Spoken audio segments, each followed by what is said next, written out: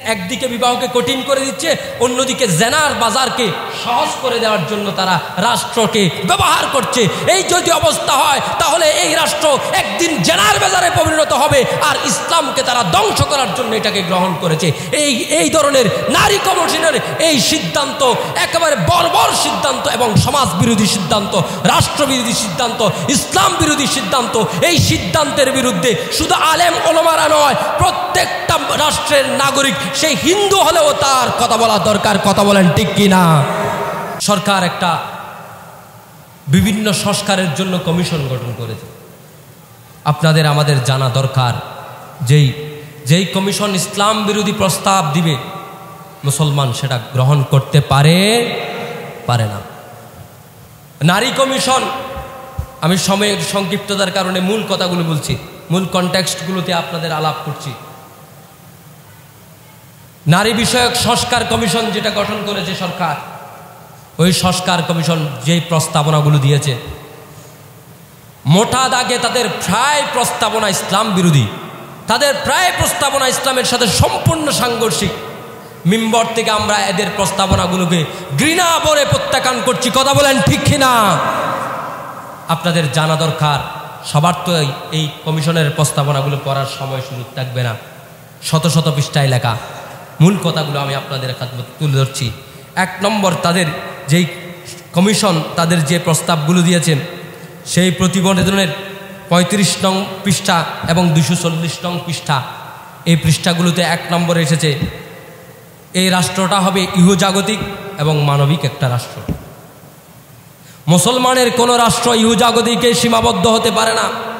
মুসলমান পরকালে বিশ্বাস করে, মুসলমানের রাষ্ট্র হবে ইহজাগতিক এবং পরজাগতিকের সমন্বয়। কথা বলেন ঠিক কিনা? মুসলমান শুধু ইহকালের উপর সন্তুষ্ট হতে পারে না। 2 নম্বরে আসেন, তারা দ্বিতীয় প্রস্তাবনায় দিয়েছে যে এই রাষ্ট্রের মধ্যে সমতা বিধান, নারী পুরুষের সমতা বিধান। নারী পুরুষের সমতা বিধান কিসে? বিভিন্ন ক্ষেত্রে তারা নারী পুরুষের সমান অধিকারের কথা বলে ইসলামের যে ফরায়েজের বিধান, ইসলাম যে উত্তরাধিকার আইন করেছে, ওই উত্তরাধিকার আইনের বিরোধিতা তারা করেছে। অথচ ইসলাম বলেছে ন্যায্য অধিকার প্রতিষ্ঠা করার কথা। ইসলাম এক একজনকে, মানুষকে আলাদা আলাদাভাবে ফজিলত দিয়েছেন। যদি আপনি বলেন যে রাষ্ট্রের একজন 4র্থ শ্রেণীর কর্মচারী আর রাষ্ট্রের একজন 1ম শ্রেণীর কর্মচারী সমান অধিকার পাবে, অর্থাৎ তাদের উভয়ের বেতন সমান হবে, এরা কি মানবে সেটা? কথা বলেন, মানবে? রাষ্ট্রপতির বেতন আর মানবে কি না? যদি তোমাদের নিজেদের স্বার্থের বিষয়ে না মানো, তাহলে ইসলাম আসলে সেখানে কেন আঘাত করো? আমরা এর তীব্র নিন্দা জানাচ্ছি এবং বিরোধিতা করছি। আমরা নারীর অধিকার, ন্যায্য অধিকার প্রতিষ্ঠা করতে চাই, যেটা ইসলাম দিয়েছে। যখন নারীদেরকে জীবন্ত কবরে দাফন করা হতো, ইসলাম এসে তাদেরকে রক্ষা করেছে। নারীদেরকে দ্বীনের সাথে মুসলমানদের যে বিধান, সেই বিধানের মধ্যে নারীদেরকে সর্বোচ্চ সম্মান দিয়েছে।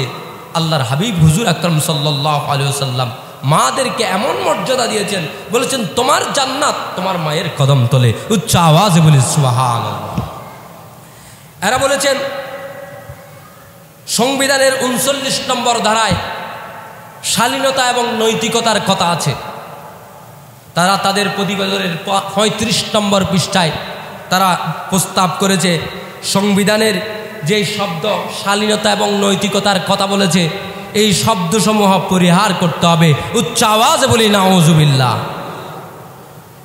তারা মুসলমানের সংবিধান থেকে শালীনতা বের করে আনতে চায়, মুসলমানদের নৈতিকতা মুক্ত করতে চায়।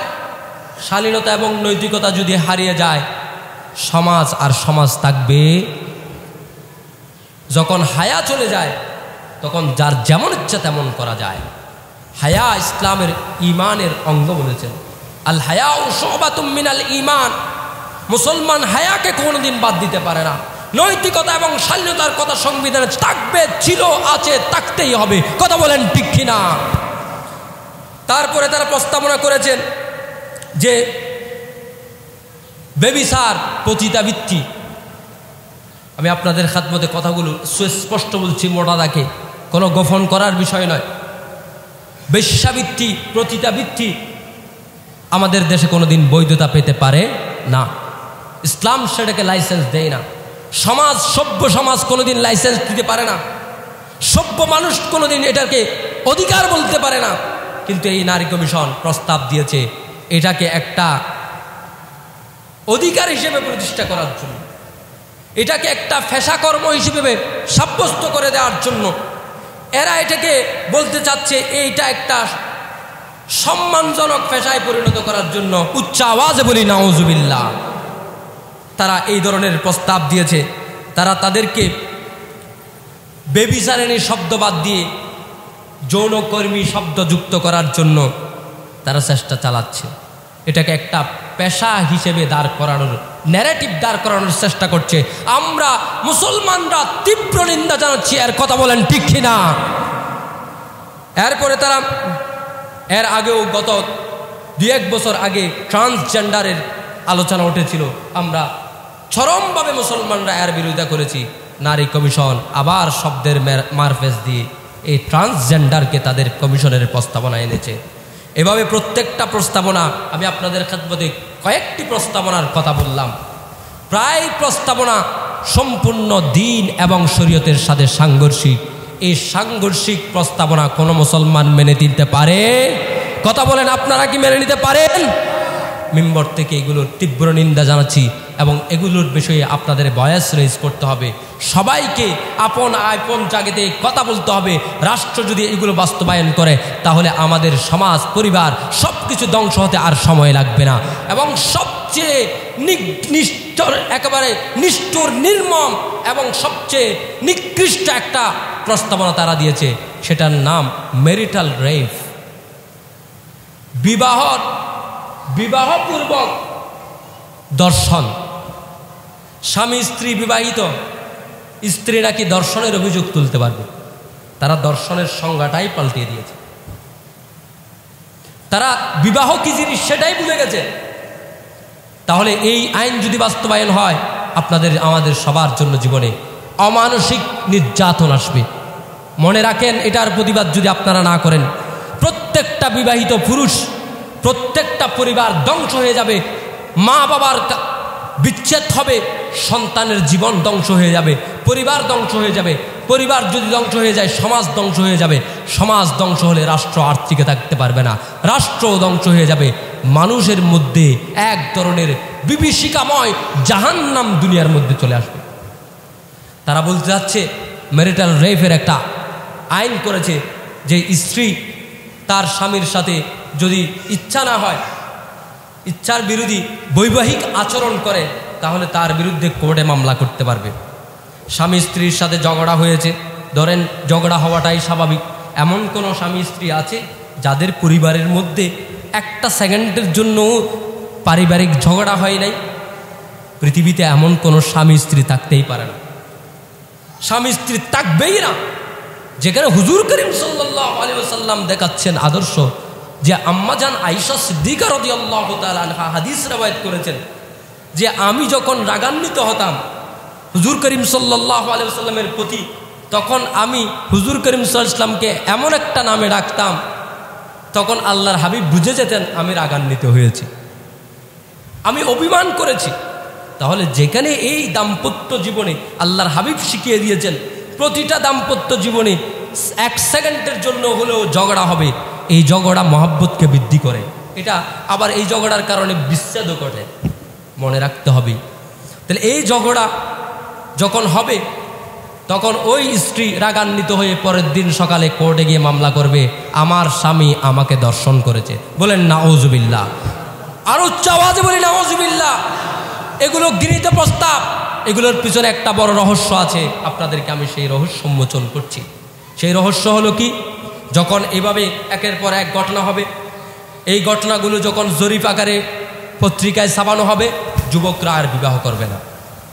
যুবকরা দেখবে আমি আমার স্ত্রীর সংসারের বোঝা নিলাম, আমার স্ত্রীর ভরণ পোষণের খরচের দায়িত্ব আমি গ্রহণ করলাম, আমার স্ত্রীর যে আহ্লাদ শখ সবগুলো আমি পূরণ করছি, এরপরও আমার স্ত্রী আমার সাথে একটু রাগান্বিত হওয়ার সাথে সাথে কোর্টে গিয়ে রেপ কেস দিচ্ছে, আমার সম্মান ধ্বংস করছে, তাহলে ওই ধরনের স্ত্রী আর গ্রহণ করা যাবে না। যুবকরা একের পর এক বিবাহ বিমুখ হয়ে যাবে। তারপরে তারা দেখবে বিবাহ করলে বড় দায়িত্ব নিতে হচ্ছে এবং তাদের বড় ধরনের রিস্ক ঝুঁকি নিতে হচ্ছে, আর বিবাহ বহির্ভূত সম্পর্কের জন্য তারা অন্যদিকে রাস্তা খুলে দিচ্ছে। পতিতাবৃত্তিকে পেশা হিসেবে বানিয়ে দিয়ে সেটা লাইসেন্স দেওয়ার জন্য দেখেন একদিকে বিবাহকে কঠিন করে দিচ্ছে, অন্যদিকে জেনার বাজারকে সহজ করে দেওয়ার জন্য তারা রাষ্ট্রকে ব্যবহার করছে। এই যদি অবস্থা হয় তাহলে এই রাষ্ট্র একদিন জেনার বাজারে পরিণত হবে, আর ইসলামকে তারা ধ্বংস করার জন্য এটাকে গ্রহণ করেছে। এই ধরনের নারী কমিশনের এই সিদ্ধান্ত একেবারে বর্বর সিদ্ধান্ত এবং সমাজ বিরোধী সিদ্ধান্ত, রাষ্ট্রবিরোধী সিদ্ধান্ত, ইসলাম বিরোধী সিদ্ধান্ত। এই সিদ্ধান্তের বিরুদ্ধে শুধু আলেম ওলামারা নয়, প্রত্যেকটা রাষ্ট্রের নাগরিক, সেই হিন্দু হলেও তার কথা বলা দরকার। কথা বলেন ঠিক কিনা? হিন্দুরাও তো বিবাহ করবে, তার বিবাহ করে তার স্ত্রীও তার বিরুদ্ধে মামলা করবে। এটা শুধু মুসলমানদের বিরুদ্ধে নয়, এটা রাষ্ট্রের প্রত্যেকটা নাগরিকের বিরুদ্ধে একটা অন্যায়, যেটা ছাপিয়ে দিচ্ছে পশ্চিমা এজেন্ডারা, পশ্চিমা এজেন্টগুলো। আমরা এটার তীব্র নিন্দা জানাচ্ছি। আল্লাহ সুবহানাহু ওয়া তাআলা আজকের খুতবা থেকে আমাদেরকে এই বিষয়গুলো গ্রহণ করার বুঝার তৌফিক দান করুক। 1 নম্বর